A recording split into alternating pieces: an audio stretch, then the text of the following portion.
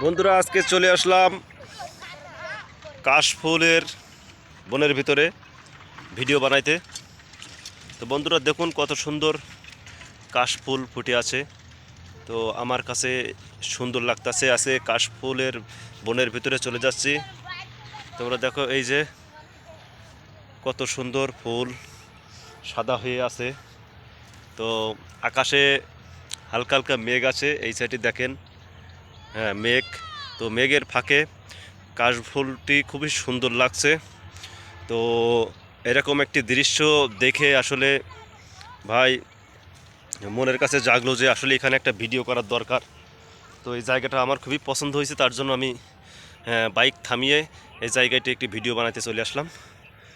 তো আরও অনেক দূরে এই যে কাশবনটি আছে।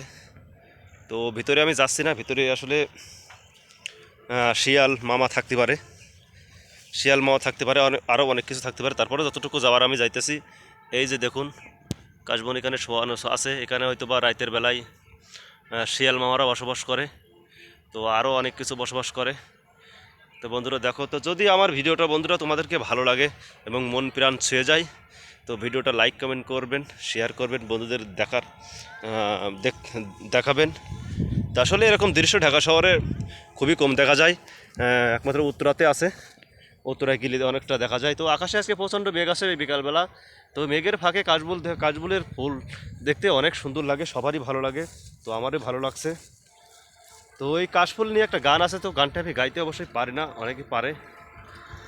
তো দেখুন কত সুন্দর দেখা যাচ্ছে। আসলে এটা ঢাকা শহর, এটা আসলে ঢাকা শহর। তো ঢাকা শহরের মতন মনে হচ্ছে না। তো আমার কাছে সেই সুন্দর লাগছে। আপনাদের কেমন লাগছে জানি না। তো আপনাদের মতামতটা জানাবেন কমেন্টে। তো এরকম আরও নতুন নতুন ভিডিও পাইতে আমার পেজটিকে ফলো দিবেন, ফলো করে রাখবেন। তো আকাশে দেখুন আজকে সুন্দর মেঘ হয়েছে, মনে হচ্ছে বৃষ্টি হইবে। তো গত 2 দিন ভালো গরম পড়ছে, তার জন্য আকাশে মেঘ হয়েছে, বৃষ্টি আসতে পারে। তো আমার গায়ে বাইকটা ওই আছে, তো ওখানে মেঘ হয়েছে, এখান থেকে আমি চলে যাব। তো আরও একটা জিনিস দেখাই, যে লজ্জাপতি গাছ। তো এই গাছে হাত দিলে নাকি গাছ ছোট হয়ে যায়, দেখছেন? এই দেখেন, দেখেন কি লজ্জা পাইছে, সেই লজ্জা পাইছে।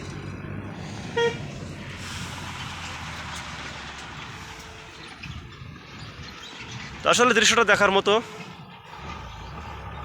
খনকা খনকা মেঘ, পাশে কাশফুল,